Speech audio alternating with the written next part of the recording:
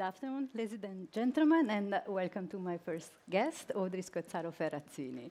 I couldn't think of two better persons than this session's guest to speak about these crucial issues of the future, Europe's digital future. Audrey, you have been at Qualcomm for more than 10 years, Arno. Yes. And since 2023 as Vice President of Government Affairs. Now, we know that Qualcomm is a major player in the field, and it has been part of every major connectivity leap, from the 3G to the 5G, and now the 6G. So could you tell us, in your perspective, what makes this new transition to the 6G different from the previous generations? So first, I'm very delighted to be with you today, and it is a pleasure to talk to you about technology development in the cellular world and artificial intelligence. And my microphone moving, sorry. Being part with such visionary leaders in Europe and the European Parliament is an honor for me. So to your question on what makes 6G, I'm sorry. Let me try to adjust this so it's not moving. What makes 6G very different compared to other G's technologies? And as a disclaimer, if you don't know what is a G technology, look at this phone. It's moving again, I'm sorry. I might need help. Okay. Okay. Okay. It's still moving. We can take it out. So what makes 6G different from any other technology? So if you look at your phone and you just turn it off in airplane mode, you're going to understand what is a G technology. This is what is connecting you to a network. So it's kind of very important.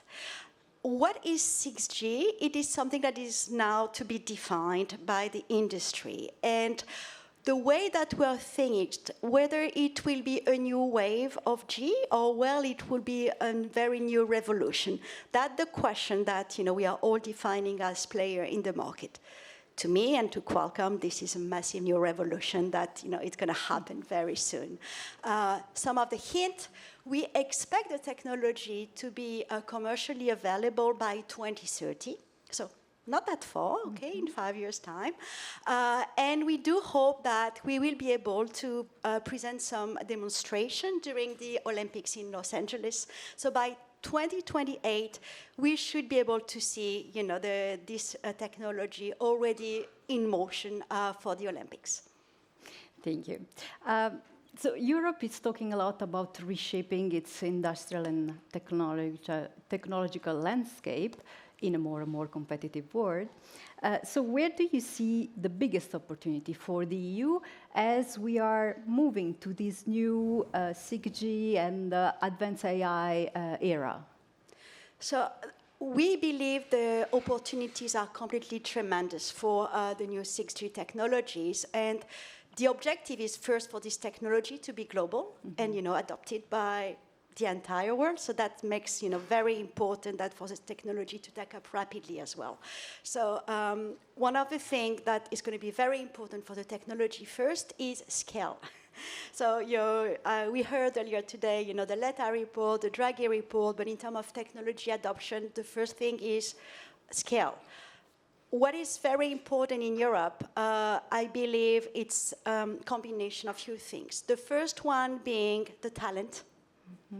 We don't talk enough about people, but this technology will not exist without the creation by engineers. Then we have a very important industrial base in Europe that we will be able to leverage. And I think as well with the development of artificial intelligence, so AI, we're going to see tremendous opportunity, especially for connectivity. So this combination of things, I would say people, industrial base, and the rapid evolution of AI that will be adopted along this process is going to be very important. And we have all the assets in Europe for the technology to be launched first in Europe. Of course, there's you're working in a very rapidly changing sector, and right now one of the things you're focusing on is something maybe a bit technical, but quite important, which is the shift from a cloud-based training into having AI running directly on our devices. Yes. Now, I think we Europeans are pretty sensitive when it comes to security, privacy, etc. So I was wondering, can you explain how this new having AI on our devices, how will change things in this respect? So you will see, or we will all see that various trend in the market. And if you might remember, because we were discussing just before, a few years ago, already maybe a decade ago, we were talking more about cloud and IoT, but with the technology being activated far away. Let's put it that way. In the future, and this will continue.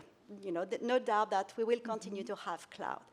But what we are seeing more is the need to have those technology really running on the device. So it's not to promote anything, but just like to make it very concrete. Your phone or any wearables in the future, okay? So whether this will be a phone, a computer, a ring, a glass, all of that will run directly what we call edge AI. So basically, this is the continuity of your body in a way. That's something you can touch. That's why we call it edge AI. But thanks to that, you can really enforce some kind of policy, whether this is control, whether this is privacy. You could really make like sur-mesure services only for you, or like for your environment or for your company, thanks to the edge AI technology. So you're going to see a trend, and I used to say, we have an example in my company saying, long time ago, when you need to make a phone call, first you need to find, a cabin, and then call someone. So, you had to geographically move to connect with people. Then after we had, wireless connectivity phone, somewhere like with 2G, and then 3G. And then with 2G, we were doing this, okay? With 3G, 4G, we used to talk like that, okay? 5G, we start to have like an environment around us. And what we will see probably in the future, that's something that we are working on, is that the connected intelligence around you. So if you remember this kind of movies already like 15, 20 years ago, Minority Report, where you used to have an environment around you where you were moving things or like zooming in, this is where we see 6G technology evolving. And probably the smartphone will not be the main nexus to access to your environment.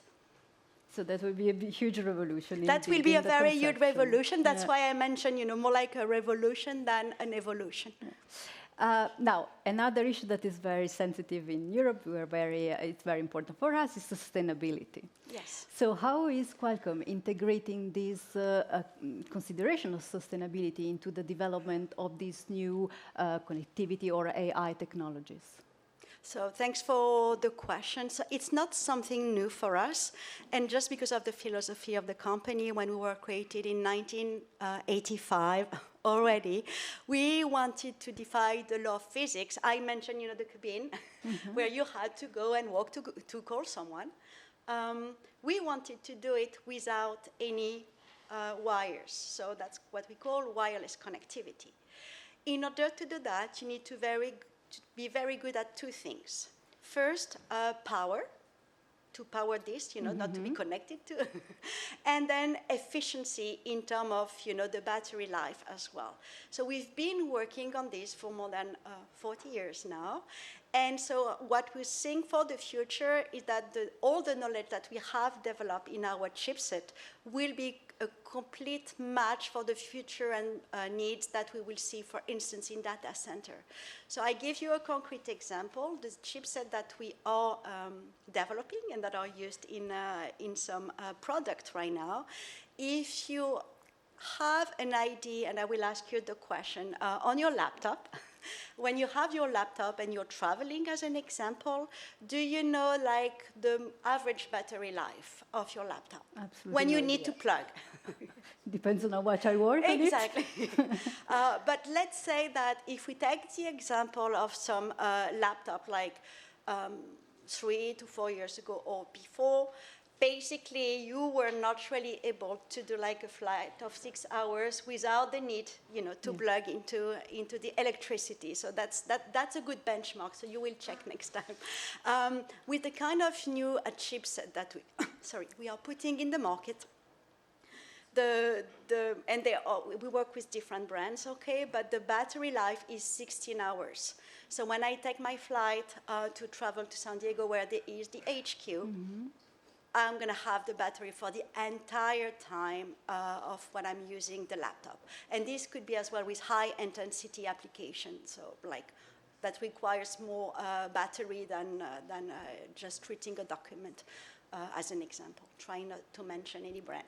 But that's in fact is having an important effect in terms of sustainability and in terms of consumption of the network.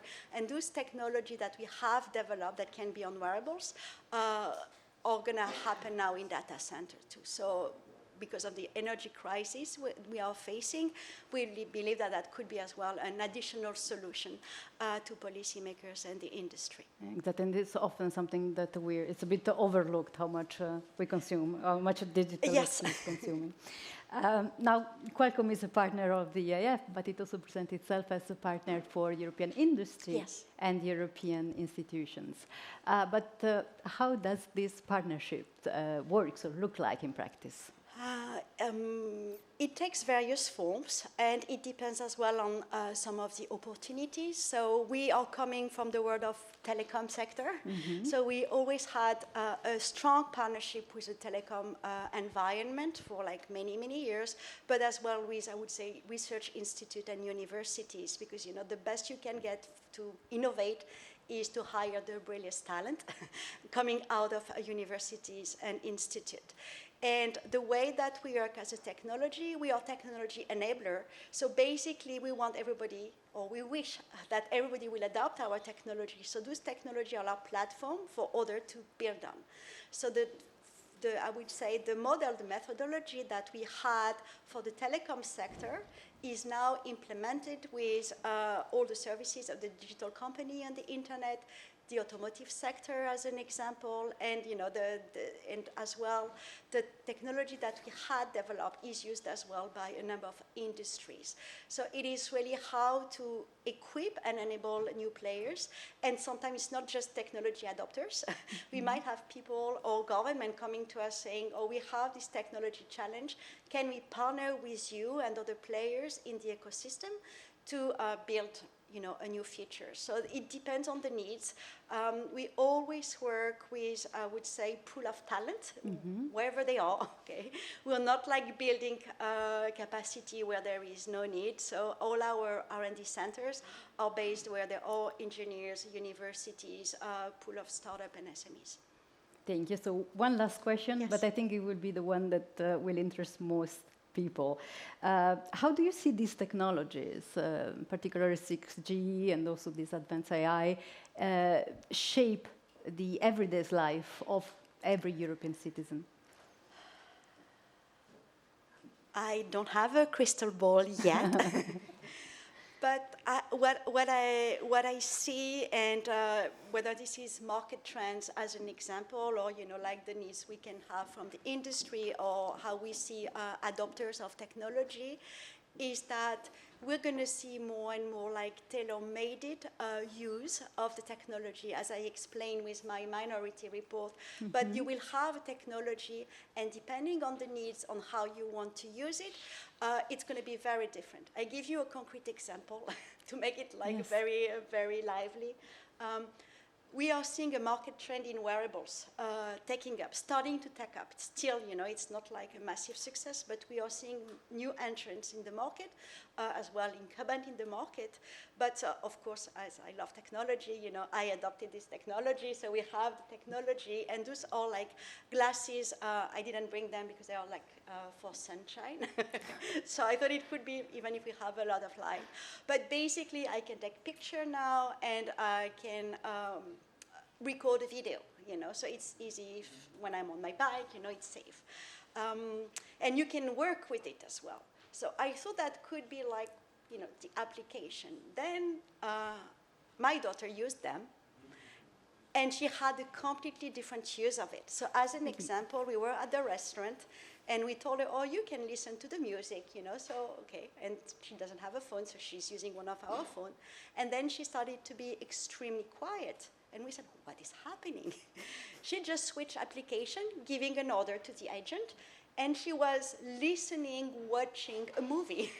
And we had not noticed, So, but it's just to say as well, we're going to have different features available, and depending on the needs, there will be different use. So those glasses, as an example, for impaired person, are going to be a complete revolution, because you will not see that the person is having some hearing problem, as an example, but they will be very inclusive. So I'm just giving some variety of example. There are new glasses like yours, and I tested them. I still don't have them, but basically you can have the prompter, like here, and then you have your speech. That's kind of cool too, It's still, in the making, but that could be as well various applications. So you could have the agent telling you, okay, in 10 seconds you need to stop the interview, or your next appointment is going to be with Nana Louise, as an example. So there are a variation of a lot of things that will happen in the market. Thank you very much. This was a very interesting conversation. Thanks for keeping it this real. And now we'll give back the floor to Alicia, our Master of Ceremonies. Thank you.